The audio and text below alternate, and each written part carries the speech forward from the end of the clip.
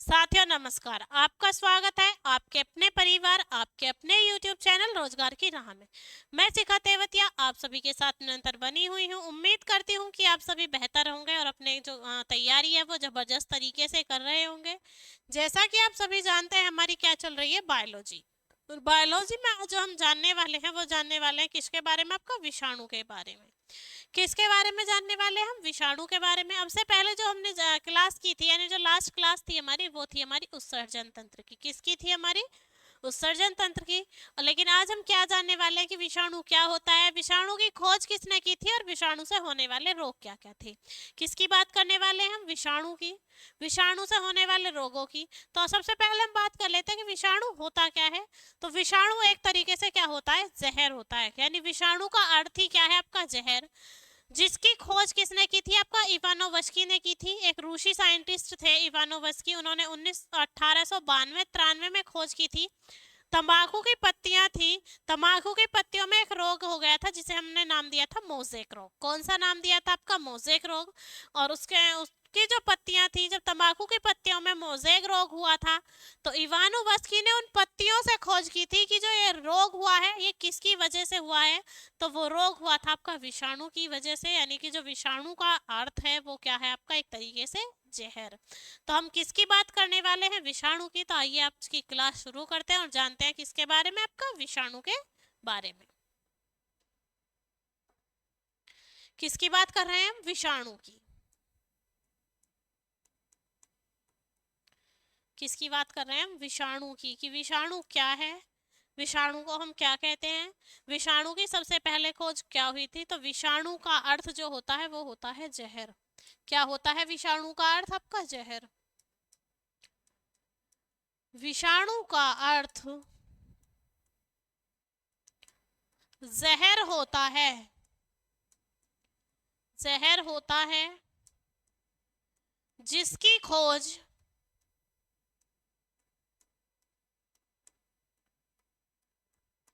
रूसी वैज्ञानिक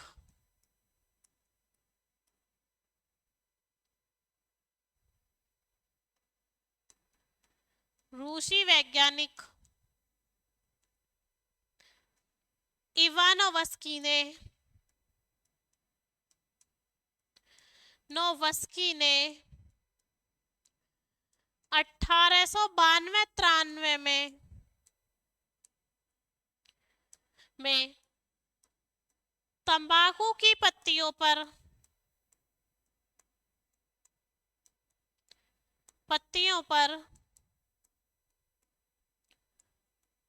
होने वाले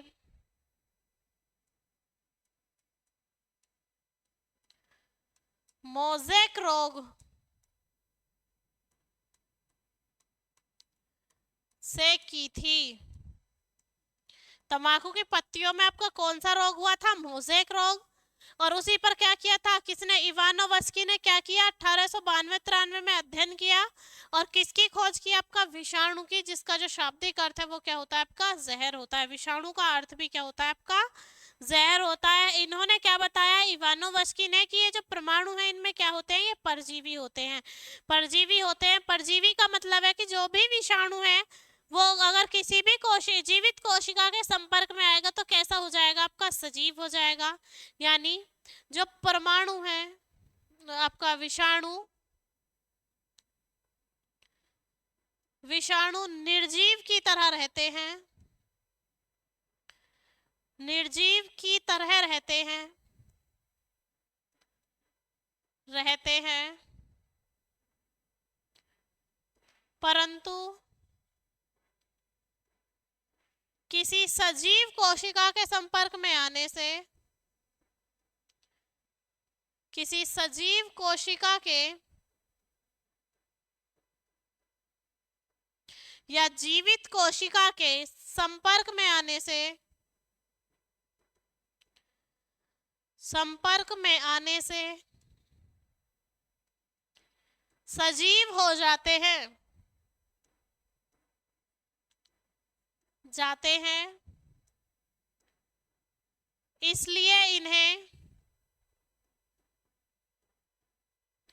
इसलिए इन्हें क्या कहते हैं, हम परजीवी भी कहते हैं। इसलिए इन्हें परजीवी भी कहते हैं। यानी दूसरों के ऊपर इनका जीवन निर्भर है। अगर ये किसी जीवित कोशिका के आपका जो आपकी लिविंग लाइफ चीज है, आपकी जो लिविंग ऑर्गेनिज्म है, उनके टच में आएंगे तो कैसे होंगे, ये आपका लिविंग हो जाएंगे। वरना किसकी अवस्था में रहेंगे, निर्जीव की अवस्था में। आपका एज इट इज कह सकते हैं, जैसे आपका मृत अवस्था के समान रहते हैं, निर्जीव अवस्था में रहते हैं। जैसे कि ये कैसे हमारे अति सूक्ष्म है और अकोशिकीय है। कैसे इनमें एक तो क्या है, ये बहुत ही ज्यादा सूक्ष्म है, दिखाई नहीं देते नग्न आंखों से। दूसरा कैसे हैं, आपके अकोशिकीय हैं, यानी उनमें क्या नहीं पाई जाती है, आपका नॉन सेलुलर है, सेल नहीं पाई जाती।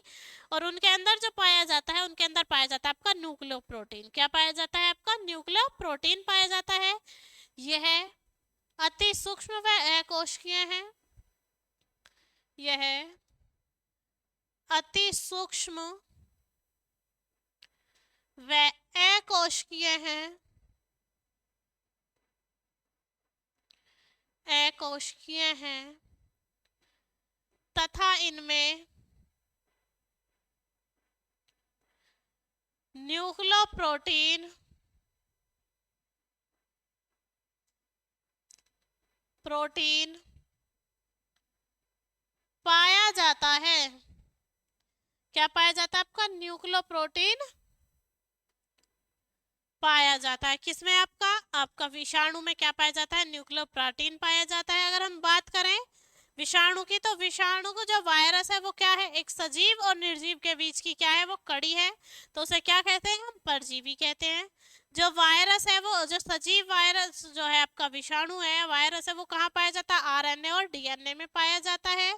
किस में पाया जाता है, आरएनए और डीएनए में पाया जाता है। और किसकी क्रिया करता है, गुणन की क्रिया भी करता है। किसकी क्रिया करता है, गुणन की क्रिया भी करता है।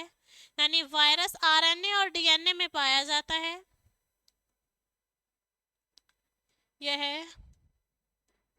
आरएनए व डीएनए में पाया जाता है।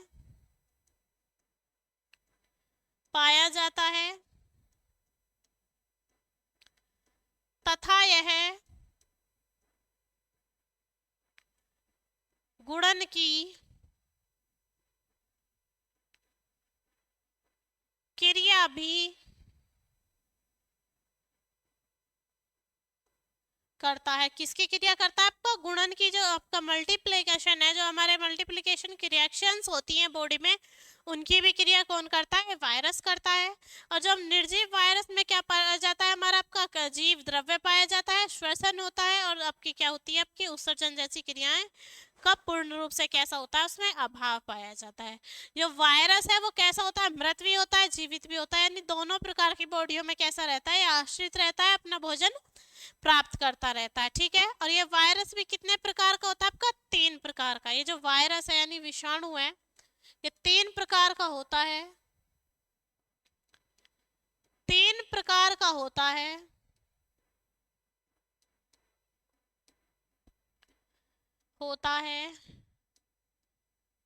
प्लांट वायरस,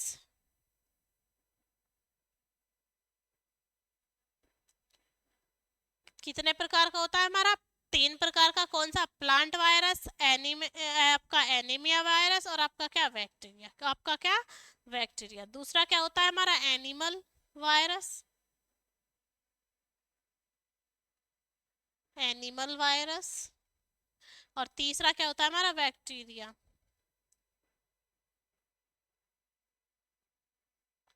तीसरा क्या होता है हमारा, बैक्टीरिया, या इसे हम क्या कह सकते हैं, बैक्टीरिया फेज भी कह सकते हैं। क्या कह सकते हैं, बैक्टीरिया फेज भी कह सकते हैं। कैसे, आपका जो ये है, आपका आरएनए जो अणु है, वो क्या कहलाते हैं, आरएनए में जो आपके आरएनए अणु हैं, जिनमें आपका क्या होता है, विषाणु पाया जाता है, उसे क्या कहते हैं, रेट्रो कहते हैं। जैसे हमारा एचआईवी, क्या, जैसे कि हमारा क्या है, एचआईवी। जो विषाणु है, उनको जो आपका मारना कठिन होता है, क्योंकि ये अत्यधिक समय बिताते हैं किसमें, आपके पोषक कोशिकाओं में। किसमें, आपका जो पोषित कोशिकाएं होती हैं, उनमें अत्यधिक समय गुजारने की वजह से विषाणुओं को मारना भी कैसा होता है, आपका कठिन होता है। यानी विषाणुओं को मारना कठिन होता है। विषाणु या वायरस, विषाणु को मारना, मारना कठिन होता है क्योंकि यह अपना अत्यधिक समय यानी ज्यादा से ज्यादा टाइम पोषी कोशिकाओं के साथ बिताते हैं। अत्यधिक समय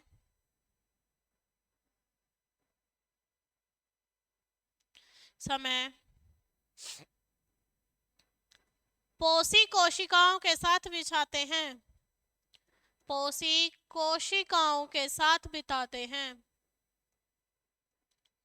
काओं के साथ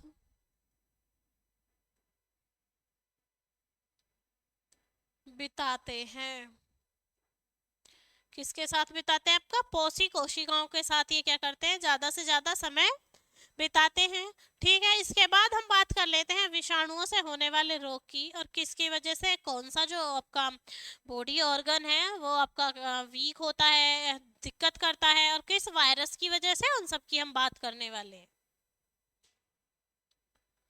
तो हम किसकी बात करने वाले हैं? ये रोग हैं जैसे कि हमारा एड्स है, उसके बाद हमारा क्या है, बॉडी पार्ट जो क्या होगा आपका इफेक्टिव होगा, और ये कौन से वायरस से होगा यानी कौन से आपके विषाणु से होगा, इन सब के बारे में हम बात करने वाले हैं। तो हम सबसे पहले बात करते हैं आपका एड्स की। तो जो एड्स है वो किसको आपका डिफेक्ट करता है? वो करता है हमारी प्रतिरक्षा प्रणाली को, यानी हमारे इम्यूनिटी सिस्टम को वीक करता है। और ये किससे होता है? हमारा HIV विषाणु से। एड्स क्या करता है? हमारी प्रतिरक्षा प्रणाली को कमजोर करता है, प्रतिरक्षा प्रणाली को इफेक्टिव करता है, यानी हम कह सकते हैं कि WBC को दिक्कत करता है। और ये किससे होता है? हमारा HIV विषाणु से होता है। किससे होता है? ये हमारा HIV विषाणु से होता है। कौन सा? एड्स। उसके बाद अगर हम बात करें डेंगू ज्वर की, जो इस समय का मौसम है, इस समय के आसपास आता है आपका डेंगू ज्वर, जिसमें जो हमारी TLC है उनकी जो क्वांटिटी है वो घटने लग जाती है। तो जो डेंगू ज्वर है वो किसको प्रभावित करता है? वो हमारी टोटल बॉडी को प्रभावित करता है। और किससे होता है? वो अर्बो वायरस से होता है। किससे होता है? आपका अर्बो वायरस से होता है। संपूर्ण शरीर को प्रभावित करता है, संपूर्ण शरीर प्रभावित, और होता किससे? आपका अर्बो वायरस से। किससे होता है? आपका अर्बो वायरस से, कि संपूर्ण बॉडी को प्रभावित करता है। और आपका किससे होता है? अर्बो वायरस से होता है। उसके बाद हम बात करें किसकी? आपकी पोलियो की। जो पोलियो है वो क्या है? नाड़ी संस्थान यानी आपके तंत्रिका तंत्र को, नर्वस सिस्टम को वीक करता है। कौन? आपका पोलियो। और होता भी किसकी वजह से? पोलियो वायरस की वजह से। किसको? नाड़ी संस्थान या तंत्रिका तंत्र, नाड़ी संस्थान या तंत्रिका तंत्र, नाड़ी संस्थान या आपका तंत्रिका तंत्र। और होता भी किससे है? आपका पोलियो से ही होता है। पोलियो वायरस होता है, उसी से ये इफेक्टिव होता है। क्या? पोलियो। उसके बाद हम बात करें किसकी? आपकी चेचक की। तो चेचक किसको प्रभावित करता है? आपका पूरे शरीर को प्रभावित करता है चेचक। और किससे होता है? बोरियोला वायरस से। किससे होता है? बेरियोला वायरस से होता है। और किसको प्रभावित करता है चेचक? संपूर्ण बॉडी को प्रभावित करता है, यानी जो चेचक है वो संपूर्ण शरीर को प्रभावित करेगा, संपूर्ण शरीर प्रभावित। और किससे होता है? बेरियोला वायरस से। किससे होता है? बेरियोला वायरस से होता है। किससे होता है? आपका वेरियोला वायरस से। उसी तरीके से जो हमारी छोटी माता की बात करें तो ये भी हमारी किससे होती है? आपकी बेरिशैला वायरस से होती है। और किसकी है? आपकी ये भी संपूर्ण शरीर को प्रभावित करती है। छोटी माता किससे होती है? हमारी वेरिशैला से। और चेचक किससे होता है? हमारा बेरियोला से। तो छोटी माता भी क्या करती है? संपूर्ण शरीर को प्रभावित करती है, संपूर्ण शरीर को, यानी टोटल जो बॉडी थी, ह्यूमन बॉडी, उसको प्रभावित किया किसने? छोटी माता ने। और कौन से वायरस से? आपका वेरिसेला से। किससे किया? आपका वेरिसेला वायरस से। कंफ्यूज नहीं होना है कि चेचक को कौन करता है आपका बेरियोला, यानी ओला वाले में कौन सा है आपका चेचक, और सैला वाला जो है उसमें क्या है आपका छोटी माता है। उसके बाद हम बात करें आपकी गलसुआ की, तो गलसुआ जो है वो किससे होता है हमारा पैराथायराइड ग्रंथि से, यानी अवटु जो ग्रंथि है, जो थायराइड ग्रंथि है उसी के अंदर एक ग्रंथि होती है, कौन सी आपकी पैराथायराइड ग्रंथि। और पैराथायराइड ग्रंथि क्या करती है कि जो हमारा गला है अपने आप ही मुंह खुलना बंद होगा, मुंह खोलोगे दर्द होगा, कुछ खाया नहीं जाएगा, गले में दर्द होगा, तो ये वाला जो रोग है ये होता है हमारा गलसुआ। और गलसुआ रोग जो होता है वो किससे होता है हमारा पैराथायराइड ग्रंथि से। किससे होता है गलसुआ पैराथायराइड ग्रंथि से। गलसुआ होता है हमारा पैराथायराइड ग्रंथि से। किससे होता है गलसुआ पैराथायराइड ग्रंथि से। अब उसके बाद हम बात करने वाले हैं आपका खसरा की। किसकी बात करेंगे हम, खसरा, ट्रोकोमा, रेबीज, मेनिजाइडिक्स और आपका हर्पीज। हर्पीज एक ऐसी बीमारी है जिसमें क्या होता है छोटे छोटे दाने बनते हैं रेड कलर के, और इसमें ईचिंग होती है आपका, इस तरीके से महसूस होता है कि जैसे किसी ने जले हुए पर नमक छिड़क दिया हो या कटी हुई उंगली पर कुछ ऐसी चीज डाल दी हो जिससे उसमें जलन पैदा होती है। तो हर्पीज कैसी बीमारी है कि छोटे छोटे दाने होंगे, रेड कलर के होंगे, और उसमें क्या होगा कि जलन मचती है, उसमें आराम से रहा नहीं जाता।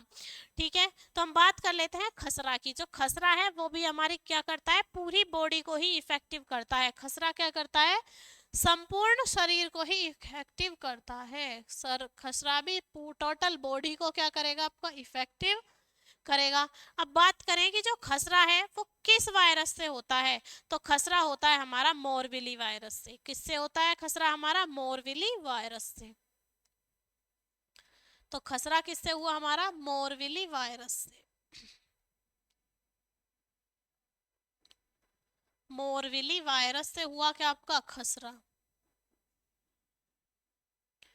खसरा किससे हुआ, मोरविली वायरस से। अब उसके बाद हम बात करते हैं किसकी, ट्रैकोमा की। अगर ट्रैकोमा की बात करें तो ट्रैकोमा करता है आंख को प्रभावित। किसको प्रभावित करता है ट्रैकोमा, आंख को प्रभावित करता है। ठीक है, और इसका वायरस नहीं है। फिर उसके बाद हम बात करते हैं रेबीज की। तो रेबीज जो है वो क्या है हमारा, नोफोबिया, पानी देखकर डर लगता है, जो किसके काटने से होता है, कुत्ते के और चमगादड़ के काटने से। कौन सा रोग होता है हमारा, रेबीज। और रेबीज क्या करता है, जो हमारा नर्वस सिस्टम है, तंत्रिका तंत्र है, उसको क्या करता है, प्रभावित करता है। रेबीज क्या करता है, तंत्रिका तंत्र को प्रभावित करता है। रेबीज क्या करता है आपका, तंत्रिका तंत्र को प्रभावित करता है, और ये होता है हमारा रैबिडो वायरस से। किससे होता है रेबीज, रैबिडो वायरस से। किससे होता है, रैबिडो वायरस से। ठीक है, और रेबीज होता किससे है, कुत्ते के या चमगादड़ के काटने से हमें क्या होता है, रेबीज होता है। उसके बाद हम बात करें मेनिनजाइटिक्स की। किसकी बात करें, मेनिनजाइटिक्स की। और मेनिनजाइटिक्स हमारे मस्तिष्क को प्रभावित करता है। किसको प्रभावित करता है, हमारे मस्तिष्क को प्रभावित करता है। किसको, ब्रेन को, यानी हमारे मस्तिष्क को प्रभावित करता है। उसके बाद हम बात करें हर्पीज की। तो हर्पीज क्या प्रभावित करता है, स्किन को। ये छोटे छोटे दाने बनते हैं वो त्वचा पर ही बनते हैं, तो हर्पीज किसको आपका इफेक्टिव करता है, स्किन को। यानी ये जो स्किन थी वो किससे इफेक्टेड होती है, हर्पीज से। और उसका जो वायरस है वो भी कौन सा है आपका, हर्पीज ही है। कौन सा है आपका वायरस भी, क्या है आपका, हर्पीज ही है। हर्पीज क्या करता है कि जो स्किन थी उसको इफेक्टिव करता है। तो ये बात थी हमारी किसकी, आपकी जो विषाणुओं से होने वाले रोग थे या उनके वायरस थे। हम कुछ इंपॉर्टेंट टॉपिक्स की बात कर लेते हैं, इंपॉर्टेंट पॉइंट्स की बात कर लेते हैं। ठीक है, यानी मैं कुछ महत्वपूर्ण तथ्य की बात कर लेते हैं। महत्वपूर्ण तथ्य किसकी बात कर लेते हैं हम, कुछ महत्वपूर्ण तथ्यों की बात कर लेते हैं। हम बात कर लेते हैं जैसे कि आपका पक्षियों में आपका क्या होता है, बर्ड फ्लू होता है। तो बर्ड फ्लू एक रोग है जो पक्षियों में होता है। वो किस विषाणु के कारण होता है, किस वायरस के कारण होता है, इसकी बात करेंगे। तो ये होता है हमारा H5N1 की वजह से। किसकी वजह से, H5N1 की वजह से पक्षियों में बर्ड फ्लू H5N1 वायरस या विषाणु से होता है। वायरस से होता है। ये ऐसे क्वेश्चन है जो हमारे 1 मार्क्स में पूछ लिए जाते हैं, जो वनडे कंपटीशन होता है उसमें इसी तरीके के क्वेश्चन पूछे जाते हैं। अब हम बात करें स्वाइन फ्लू की। जो स्वाइन फ्लू जो होता है वो किससे होता है हमारा, आपका किससे होता है? स्वाइन फ्लू होता है सुअर पालन से या पशुओं में होने वाले जो रोग हैं उनसे। तो इसका जो विषाणु है वो कौन सा है? तो स्वाइन फ्लू जो सुअर पालने से होता है, स्वाइन फ्लू सुअर पालन, सुअर पालन व पशुपालन से, पशुपालन से होता है। इसका वायरस या विषाणु H1 और N1 है। क्या है आपका? H1N1 है। ठीक है। Swine flu H1N1, bird flu H5N1। ठीक है। और सबसे पहले जो आपका जापानी इन्फ्लुएंस इटिस एक दिमागी बीमारी है। कौन सी? जापानी इंसेफ्लाइटिक्स एक जापानी बीमारी है जो दिमागी बुखार आता है बच्चों को। तो उससे सबसे पहले जो अधिक मरीज निकले थे वो यूपी गोरखपुर से निकलते हैं। यानी एक जापानी बीमारी, यानी दिमागी बुखार शिशु में जो होता है उसके जो आपका मरीज सबसे अधिक होते हैं वो कहाँ पर है? आपका यूपी गोरखपुर में। यानी दिमागी बुखार के शिशु से प्रभावित शिशु, दिमागी बुखार से प्रभावित शिशु सर्वाधिक यूपी गोरखपुर में है। कहाँ है आपका? यूपी के गोरखपुर में। किससे प्रभावित है? आपके जो दिमागी बुखार होता है यानी जापानी इन्फ्लुएंटिस बीमारी से क्या है? वो प्रभावित हैं। उसके बाद हम बात करें कि भारत में पोलियो का उन्मूलन हो गया था। यानी पोलियो का जो उन्मूलन हुआ था जब कब से हुआ था? तो भारत में पोलियो का उन्मूलन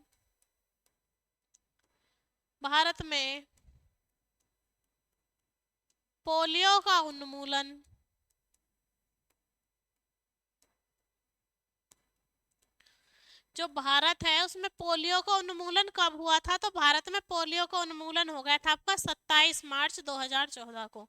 कब हो गया था आपका? 27 मार्च 2014 को। यानी 27 मार्च आपका 2014 को क्या हुआ था? आपका पोलियो का आपका क्या हुआ था? उन्मूलन। एक और बात हम कर लेते हैं बीमारी की कि जी का ज्वर युगांडा में पाए जाने वाले जो वनों के नाम पर पड़ा था। जो जी का ज्वर था वो युगांडा में पाए जाने वाले जो वन थे उनके नाम पर पड़ा था। तो उनसे जो आपका होता था जो जी का ज्वर वो किससे होता था? एंडीज मच्छर के काटने पर होता था। जी का ज्वर जिसका नाम युगांडा के वनों के नाम पर पड़ा, के वनों के नाम पर पड़ा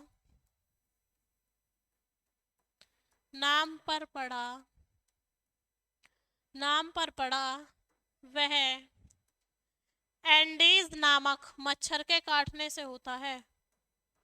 एंडीज नामक मच्छर के काटने से होता है। किससे होता है? आपका एंडीज नामक मच्छर के काटने से होता है। तो ये हमारी बात किसकी थी? आपकी वायरस की। हमने क्या जाना? वायरस का अर्थ क्या है, वायरस की खोज किसने की थी, किस तरीके से वायरस वर्क करता है, कि वो जीव है या सजीव है, कौन सी वो कड़ी है, निर्जीव और सजीव को जोड़ने की कड़ी है, लेकिन कैसा है? आपका परजीवी है। साथ ही साथ हमने जाना कि जो भी आपके रोग विषाणु से वायरस से होते हैं वो कौन से वायरस से होते हैं और किस बॉडी के पार्ट को वो आपका इफेक्टिव करते हैं, प्रभावित करते हैं। उसके बाद जो आपका कुछ इंपॉर्टेंट पॉइंट्स थे जैसे पक्षियों में बर्ड फ्लू किससे होता है, स्वाइन फ्लू का वायरस क्या है? दिमागी बुखार से जो प्रभावित बच्चे हैं वो कहाँ हैं सबसे अधिक? और भारत में जो पोलियो का उन्मूलन हुआ था वो कब हुआ था? और जो आपका जी का फीवर है वो जो आपका एंडीज मच्छर की मदद से काटने से होता है, उसका नाम किसके उस पर पड़ा? तो वो पड़ा था आपका युगांडा के वनों पर। किस पर पड़ा था? युगांडा के वनों के नाम पर पड़ा था। उम्मीद करती हूँ कि जो आज की हमारी वायरस की क्लास थी वो आपको अच्छे से समझ आई होगी। आपसे हम फिर मिलेंगे आपकी नेक्स्ट क्लास में। तब तक अच्छे से रहिए, अच्छे से तैयारी कीजिए। जय हिंद, जय भारत।